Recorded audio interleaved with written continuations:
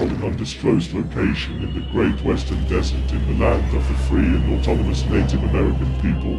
The 2024 presidential campaign in exile to return all U.S. land back to their right's owners.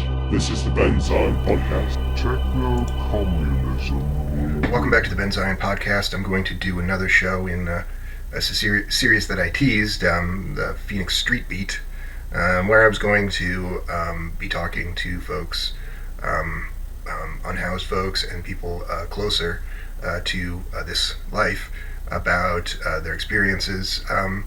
I considered it from a few different angles and decided that it wasn't the best thing to do in that way, not the street beat overall.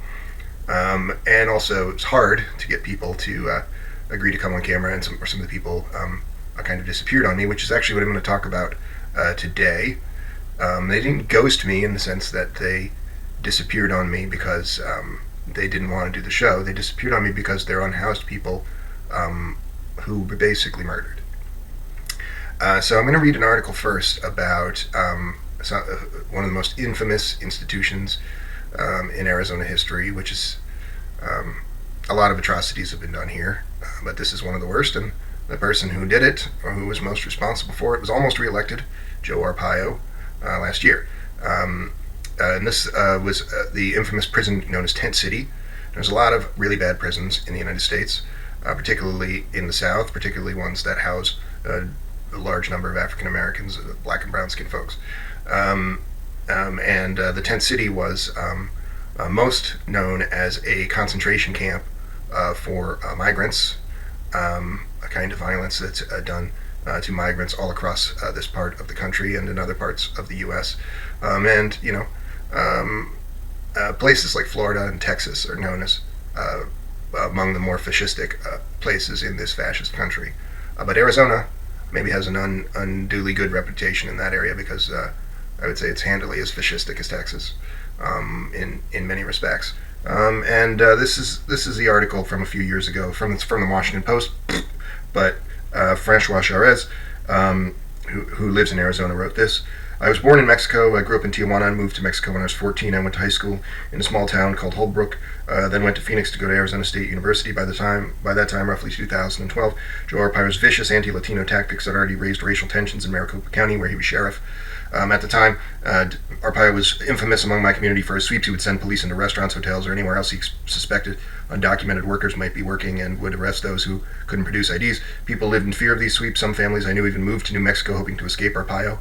So that's often what inhumane policies of various kinds in the United States often operate this way, to either be exceedingly punitive toward people or force them to leave the area so that their presence is no longer a disturbance to the white nationalists who undertake these genocidal projects. I heard all of Arpaio's crusades firsthand. By 2014, I was working as a court interpreter. Every day I would interpret for Spanish-speaking people who had been arrested coming to work in the United States. Arpaio's men would arrest them and put them in detention facilities for months, holding them until they took a plea agreement. Then he would get a conviction for them on the record. That way, if they ever tried to return to the United States, they would be placed in federal prison. That same year, I got in a bad relationship, and I drove while drunk, causing an accident, which another person was injured, which in Arizona is classified as aggravated assault. I was arrested, and it took the county an entire year to prosecute me. I thought it was the worst year of my life until I was convicted and sent to one of Arpaio's jails. And the jail is Tent City, which was running for about 25 years, and which is a place not unlike a hell on earth. And this relates to events in 2023. That's why I'm familiarizing you with this, the background of this story. The minute I turned myself in to go to jail, they took me to the 4th Avenue Jail, the county's hub for all arrests. There they put me through something called the Matrix, being moved from one cell to another for about 12 continuous hours. It was extremely cold, and all I was allowed to wear underneath the striped uniform I was given was underwear and flip-flops. Guards threw me a bag with old bread, an orange, and milk. Nothing else was offered, and sleeping was nearly impossible. I laid for hours in cold concrete, only to be hustled abruptly to another cell and then another. Finally, they put me in chains and moved me to another jail by bus. I arrived at one of Arpaio's several tent cities. Outdoor jails were inmate shelter in army tents, most exposed to the Arizona elements. I was there on a work furlough program, meaning that I was allowed to leave to work during the day. Every day after work, I returned to the jail and spent the night in the tents. Each Sunday was spent entirely in the jail. The rules of the tent city were strict, arbitrarily and brutally enforced. There were no newspapers allowed. Arpaio hated newspapers. The only food allowed for those of us in the work furlough program was food in the vending machines, which is grossly overpriced. So this is how for-profit prisons are generally run. Conditions are bad, and the conditions can be made slightly better if you pour every dollar that you can into overpriced products. One of the worst of these in the United States is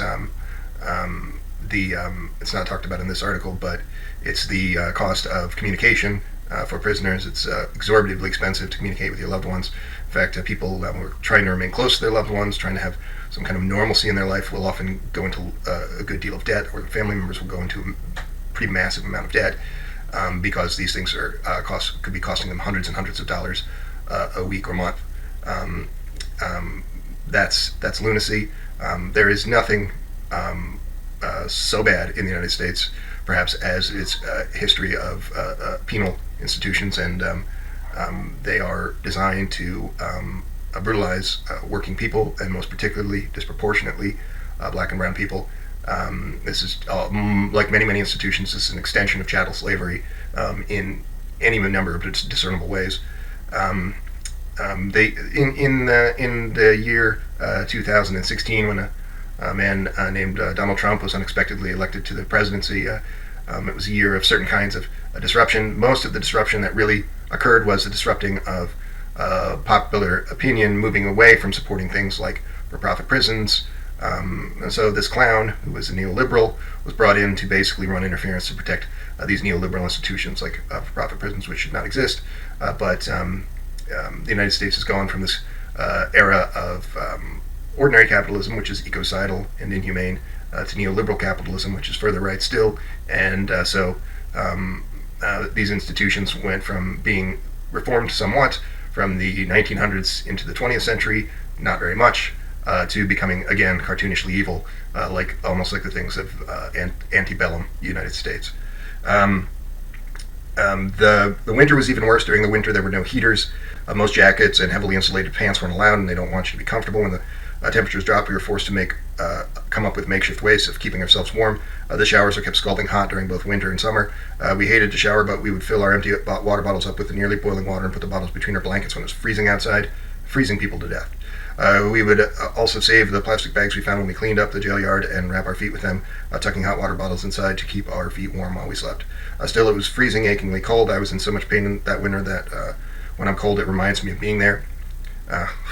Arpaio saved worse abuse for others. Those who were in full detention had to wear pink socks, underwear, and flip-flops. They ate peanut butter and bread, and the only other meal they received was bologna and bread. They also had the option of slop, which is an unknown disgusting substance that looked like some kind of thick stew and tasted like cardboard. The poor people in the work program who couldn't pay for vending machine food had no choice but to eat it, and that's not uncommon in for-profit prisons to feed people just hog slop that's thrown in a blender and baked into a cake, or just hog slop like this. This is not necessarily an obscene outlier. This has been known to happen in dozens of institutions. It's hard to recall memories of that year when I heard Friday that Donald Trump had decided to pardon. Arpaio was disgusted, dispirited, and disappointed with the American political system. Yeah, Donald Trump is a fascist, but don't get hung up on the fact that Donald Trump is a fascist, because almost every American who doesn't like Donald Trump is also a fascist, including almost every Democratic sitting politician. These are people who support the far-right institutions of neoliberalism. These are evil people. But you shouldn't support some clown coming in and running interference and protecting these evil institutions like private prisons, which were kind of on their way to being abolished before this grandiose neoliberal sideshow that occurred in the last few years. While a criminal like Arpaio gets to walk away unscathed for his crimes, how ironic it is that an immigrant who committed a minor criminal act has to live with a conviction on his record for the rest of his life, while a criminal like Arpaio who gets to walk away unscathed for his crimes, which are greater in scale and severity. Yes, this is more or less a hard and fast rule. The people who are punished for things, even people who you think are monsters. Oh my God, Charles Manson. I was arguing with Chuck. Chuck was talking about how Charles Manson was such a bad guy. Chuck isn't even from the United States. Chuck wasn't even alive in the 60s. But I can tell you, I was not alive in the 60s either, that Charles Manson was just kind of kangaroo court news media political cause célèbre, not actually a real story. 1,000 people committed murders of various evil kinds along the lines of Charles Manson in the years shortly before or after. This kind of things happens all the time. 1,000 of those people actually murdered people, unlike Charles Manson, who was a bad guy, but nevertheless. But why did this story captivate the imagination so much? Well, maybe it's a little bit like what I've said about Donald Trump, captivating the imagination in the interest of protecting fascistic institutions. What is a fascistic institution that was protected in the case of Charles Manson becoming a nationally discussed and constantly discussed figure? Well, it was the anti-war counterculture, and it was basically a large-scale public rejection of the of a certain kind of leftist type profile.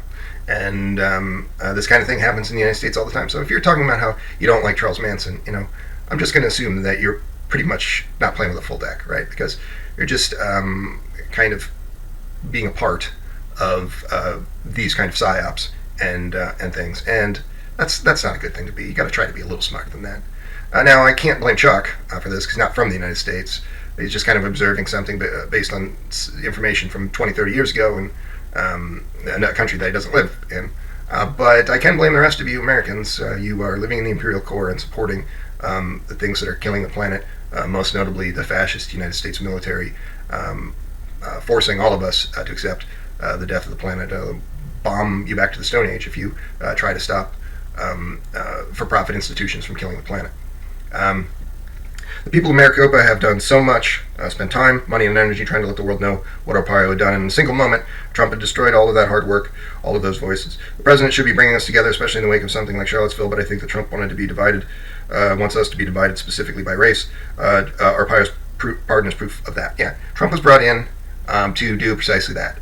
To confuse issues to do with actual public policy or humane economic policies, like abolishing for-profit prisons. They have a massive lobby, and they've been able to prevent things like that from happening. And one way that they do that is to make sure that the people who are supposed to be making policies to improve your lives instead are just basically actors like Trump and every sitting U.S. politician, essentially, who do very little of importance around humane economic policies. That's why there's for example, such furor around sex politics issues. It's not because you should not support trans people or sex politics wedge issue X, Y, or Z on the right side of things. You should, but the fact that the news media and other institutions manage to make almost everything that you discuss about things like that's because the dispensation of those things, whether they are good, say supporting trans, or bad, not supporting trans, impacts economic policy very, very little. So then these lobbyists, like for-profit prisons, et cetera, the people that are literally killing the earth, petroleum and factory farming, most specifically, livestock systems should be abolished, are allowed to continue to run roughshod over all institutions because you, a fucking idiot, are doing nothing but talking about things that have nothing to do with sustainability or a humane economic system. And that's what you do. You're a liberal, you talk about stupid shit. Sorry, sucks to be you. There's an evil in the world that's unrepentant, and I experienced it firsthand. Arpaio being pardoned is a nightmare come true. Although politicians like Trump and Arpaio are trying to divide us, this is a time for our community to come together and keep fighting for those whose voices go unheard and kept in the dark. Hoping for a better future is what helped me survive this horrendous, agonizing time I spent in this horrendous facilities, and I hope America will lead us into a better future. You notice there's no talk about the for-profit prison corporations, which keep changing their names. That's why I can't even remember what the big one or two of them are called. They change their names because they're hated by Americans, but nevertheless they continue to operate. There's no mention of economic policy in this. This is a liberal douchebag kind of writing this story. But the things that he said are true and laudable, and also it's sad that he experienced this, and it's bad what he said. It's true what he said about Joe Arpaio, but nevertheless, this is kind of liberal dog shit because you don't fix problems by intentionally avoiding talking about the economic institutions of an uncivil and horrific variety that are at the source of these problems. But people of the capitalist class will always make a point of talking about things in that way. They systematically avoid actually talking about material conditions, and as a result, there's no difference between your mother watching CNN in the afternoon and your father watching Fox News in the evening while he has a beer on the couch. You might think that there's a dramatic difference between those, but all of those people are capitalists watching either of those TV networks. All of those people, not everybody who's watching, obviously capitalist, but you understand. And all of those people support this $1 trillion a year travesty horror show that is the military-industrial complex, the thing that's most killing the planet of any institution on Earth. And why did I just read about Joe Arpaio and anti-Trump shit from 5 years ago? Because I have a source talking off the record to the Phoenix Street Beat that says that in 2022, 2023, when there was the Super Bowl. Sometimes the Super Bowl is pretty fascist. That's a whole nother show. But the fascists will really roll out the carpet for certain kinds of projects and events, and the Super Bowl is one of them. So when they were getting this city ready to host the Super Bowl, these 10 cities were brought back, according to my source. Not in the same location, maybe not in the exact same location, it's unclear, and not run by Joe Arpaio, who doesn't work in policy anymore. And my friend who said this is not a person living on the street. My source for this is someone who works in public policy. So it's not verified, but it's credible. The 10 cities, the thing that I described, it's a fascist hell on earth, not unlike systems of chattel slavery, which these 10 cities did not exclusively target Latinx migrants, but they overwhelmingly did. In other states, some of these similarly horrific for-profit prisons are more or less just extensions of chattel slavery. That's to say, a lot of the people in those prisons are African-American males living a life that people in chattel slavery, some of them might have been actually horrified by. Not to be crass, but that is the way that people are treated. Black and brown underclass particularly are treated in this country, and you should not have any illusions about that. And that's doubly true of Phoenix relative to many other cities. It's a poor city, and these things are made worse by basically the worst people in the world are almost overwhelmingly the key decision makers in things of this kind. There's never actually good people who are in a position to do good things. There are only bad people who are in a position to do bad things. There's a national debate on homelessness, wherein a Republican, a conservative, will say we need to force people to pull themselves up by their bootstraps. We shouldn't have safety net programs. And the other capitalist piece of shit, the Democrat, who doesn't really care about this problem but pretends to, will then say, no, we need to try to do the right thing. Notice the word try. They don't actually do the right thing. They only pay lip service to doing the right thing. So that's what happens on the national stage. That's what Elizabeth Warren argues with John Kennedy about on the national stage. What happens with all the little mini Elizabeth Warrens and John Kennedys who actually worked for a living in public policy relative to these just actors? What do they actually do, though? Well, they're still capitalists, so even though they kind of work for a living, all they really do, in every city across the United States, all they really do is murder homeless people. So instead of just arguing about whether it's good or bad to help homeless people, they just agree, all the people of the capitalist class, that it's just good to murder homeless people. They'll destroy their homes, they'll let them die of plague, they'll force them to live in the hot desert until they cook like a turkey. This is not, Phoenix is not unique in this respect. This sort of thing is a recurring theme in every major metropolitan area. You can read 100 articles about New York City's Rikers Island. You can read 100 articles about Los Angeles prisons.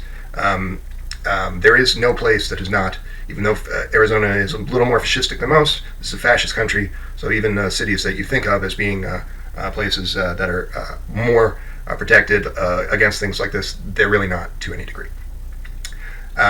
So my friend had reason to suspect, my source had reason to suspect that these 10 cities have been reopened, and that people were basically being liquidated. This person said, it's not impossible to say that these people are just being shot. Some of them are just being shot and buried in a mass grave. The conditions of the 10 cities, which Joe Arpaio called concentration camps were not dissimilar to just shooting people and throwing them in mass graves.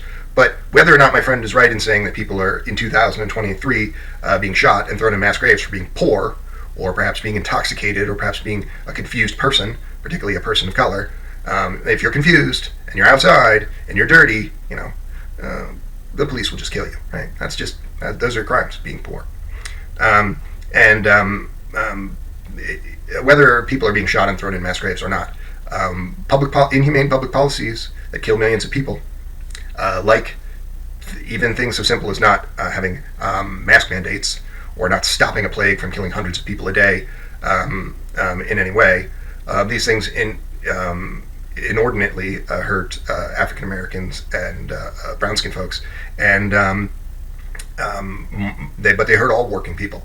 And so any kind of social murder, all of the 30 institutions of social murder wherein these capitalists, these silly capitalists pretending to do good things or pretending to be good people when they're not, all of the 30 things that contribute to social murder, or the 300 things that contribute to social murder, they're no different from shooting someone in the head and throwing them in a mass grave. There's just more plausibility, more plausible deniability on the part of the people committing those murders. In 2023, the situation seems to have gotten worse. That is to say, the speculation, my friend's speculation on tent city type policies toward homeless people, the situation seems to have gotten worse recently because the area that I live in is known as the Zone, and it's one of the most impoverished places in the United States. You can think of it like Skid Row in Los Angeles, and there's one particular subset of the Zone is the area around a homeless facility called CAS, Central Arizona Shelter Services, and the tent city, the actual tent cities, the Skid Row areas around where unhoused people were living all around CAS were recently liquidated. Hundreds of those people are missing. So what happens when hundreds of people, my friend, this is not just a matter of speculation, my friends have disappeared in recent days and weeks. What happened to those people? Were they shot and thrown in mass graves? Did a lot of them die of coronavirus or some other kind of thing that they would have more plausible deniability? People living out of doors, they might not be the healthiest people, but they're out of doors, right? So they're not being exposed to pathogens. So then they can pretty well contrive conditions such as some of these people are not well, such that they will be exposed to pathogens and then they will die. And they say, oh, well, they were sick and they died. What are you going to do? No, you murdered them. So there's 20 mechanisms like this that I could describe wherein unhoused people would just be put to death and they would have plausible deniability. So I don't know if my friend is right in saying that homeless people have been summarily executed in recent weeks in Phoenix, Arizona. But that is a little window into the conditions of life in the Zone. This has been the Ben Zion Podcast, Phoenix Street Beat.